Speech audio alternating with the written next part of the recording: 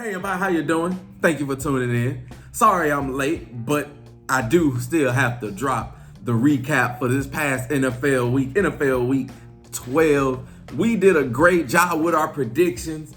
4 games got away from us, but we were able to get 9 right, which brings our overall record to 102-77, which puts us in a great spot with the back half of the season coming into it and everything starting to be a little bit into fruition.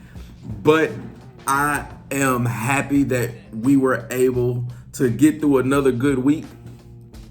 The 4 games that I got wrong. 4 games that I got wrong.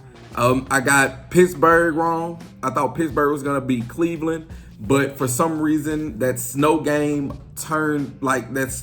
on.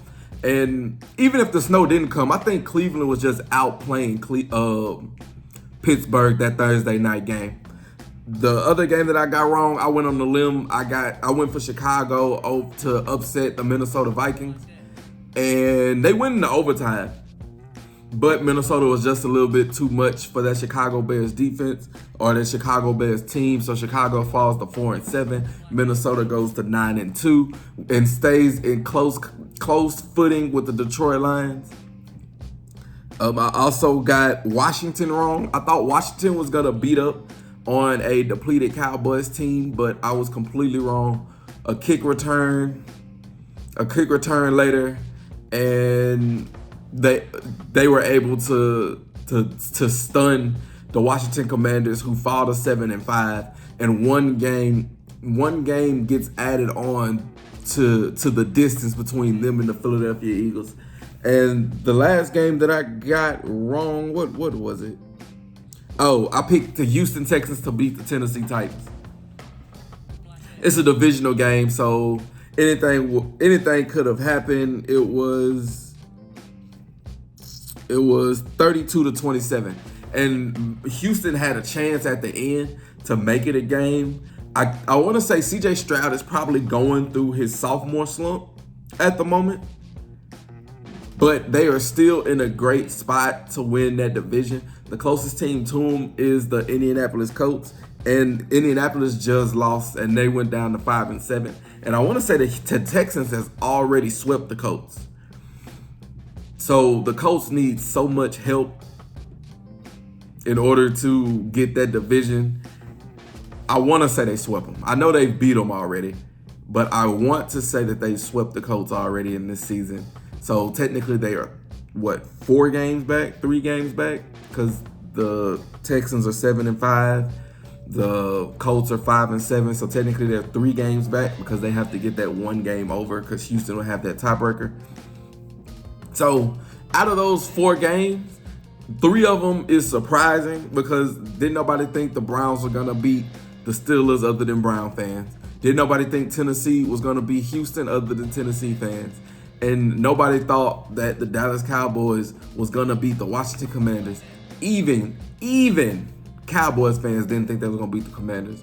So I'm not necessarily upset about those. And with the Chicago over Minnesota pick, I did go out on the limb and make that decision, so I'm not essentially upset about it. But I was still able to get 9 right, with the best one being the Sunday night game, the Eagles going to 9-2. That was a demolition job. Saquon for MVP. Saquon went for over 300 yards from scrimmage, 255 rushing yards, 2 touchdowns. Saquon is on pace to break the single season rushing record his first year with the Philadelphia Eagles. No quarterback is lighting up the world right now. Saquon is lighting up the league right now. If they weren't so quarterback centric in the voting office, Saquon would be leading the MVP votes. I feel like he's gonna have another 200-yard game in him. He's going to have another 200-yard game in him. I feel like he's gonna have a game or two where he's like 90 yards, this, that, and the third. There's no way with the weapons that are on the outside that you're gonna have a light enough box, like a heavy enough box to stop Saquon from, if he get 10 rushes, at least getting 60. And he gonna get the ball. He gonna break one off. But that was my good takeaways. Another takeaway is with the Baltimore Ravens. That's another running back that's changing the league, Derrick Henry. If they give Derrick Henry the ball, Baltimore Ravens gonna win, and that's gonna lead into this next Week 13 matchup because Baltimore and Philly do face off. But you'll have to tune into my predictions to get that one.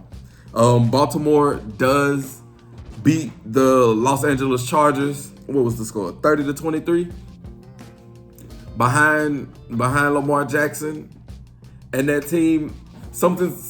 I don't believe in Justin Herbert, so I'm not necessarily shocked. I did pick Baltimore to win, but I don't believe in Justin Herbert. I feel like with the best case scenario, he's still gonna be able to mess it up.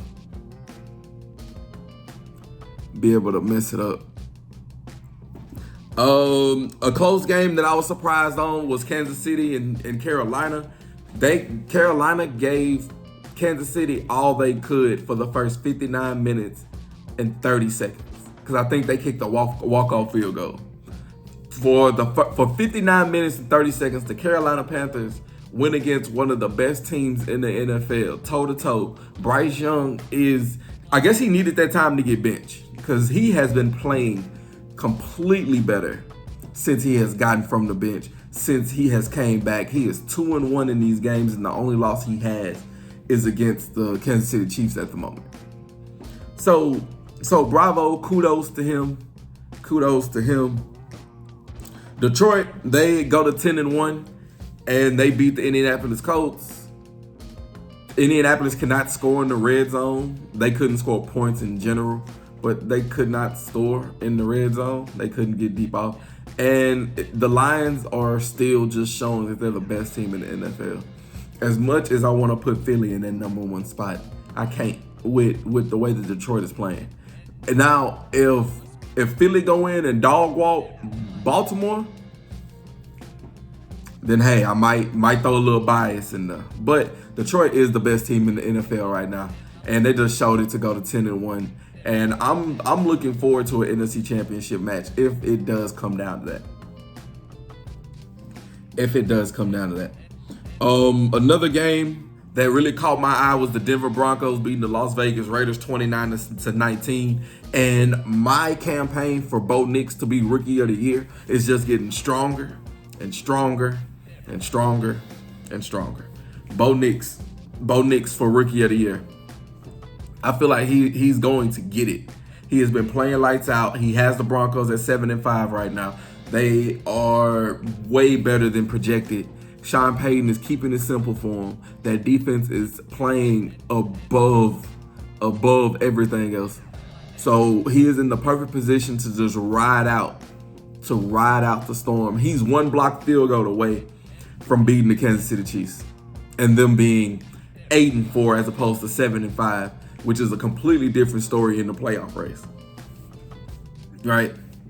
But Bo Nix, that is for Rookie of the Year, coming from me. Quinyon Mitchell for Defensive Rookie of the Year. Mr. Lockdown himself. Tampa Bay beats the Giants 30-7. New England falls to the Miami Dolphins. Miami showcases another great game with Tua being back, and they keep their playoff hopes alive, winning 3 of the last 4, averaging 30 points a game, averaging 30 points a game since Tua has came back. So being 3-1, they have a favorable schedule for the type of team that they have. I feel like they are gonna go out and produce and make a nice little playoff push. Maybe not go deep off in the playoffs, but they're gonna be in a completely different spot than where they were a month ago. Dallas upsetting the Washington Commanders. I don't know about Washington. Maybe we crowned them a little bit too early. They are still a great team. They are still performing above all means, but maybe we wanted to give them the NFC East too early. I better quit playing. San Francisco, what is wrong with San Francisco? To all my San Francisco 49ers fans, you just lost to the Green Bay Packers 38-10. Now, granted, it was Brendan Allen as opposed to being Brock Purdy. That explains the 10 points. It doesn't explain the 38. Now, he might have thrown some pick sixes. There might be some fumble recoveries. But 38 of them? You know you got a quarterback out. Lean on your defense. They wasn't able to lean on their defense. Arizona lost to the Seattle Seahawks, which I saw coming. It's just more or less the type of division that there's going to be for the rest of the year. Every one of them is like 5-6 or 6-5. They're going to be fighting every week, tooth and nail, until they claw their way into the playoffs. So I'm not concerned about it. I just know it's gonna probably come down to week 17 and 18 to determine their division. And that kind of ran us through the games that we had in week 12. Those are my takeaways. Again, we went 9-4. Our overall record for the season is 102-77. We have a nice couple of takeaways. Saquon for MVP. Bo Nix for Rookie of the Year. Quinyon Mitchell for Defensive Rookie of the Year. Offensive Player of the Year, you can give it to Jamar Chase. You can give it to Derrick Henry. Defensive Player of the Year, you can give it to Myles Garrett or TJ Watt. So up until this point, those are the takeaways. We did not see Atlanta, Cincinnati, Buffalo, New Orleans, Jets, and then Jacksonville. So those were 6 teams on a bye that we did not see this past week. So something to look forward to if you're within one of those fan bases. My takeaway from week 12 is happy because Philadelphia goes on to win another one. Saquon Barkley is electric. That defense proves again that they are the best defense in the league. If not the best, obviously top 3 defense in that league. Points per game, yards per game. They are a no-fly zone. It's something completely crazy. But that is my unknown recap, or my recap from the unknown of NFL Week 11. You let me know how your Week 12, I'm sorry, your NFL Week 12, you let me know how that turned out for you. Stay tuned for my Week 13 predictions. Y'all have a blessed one. Don't forget to like, share, and subscribe.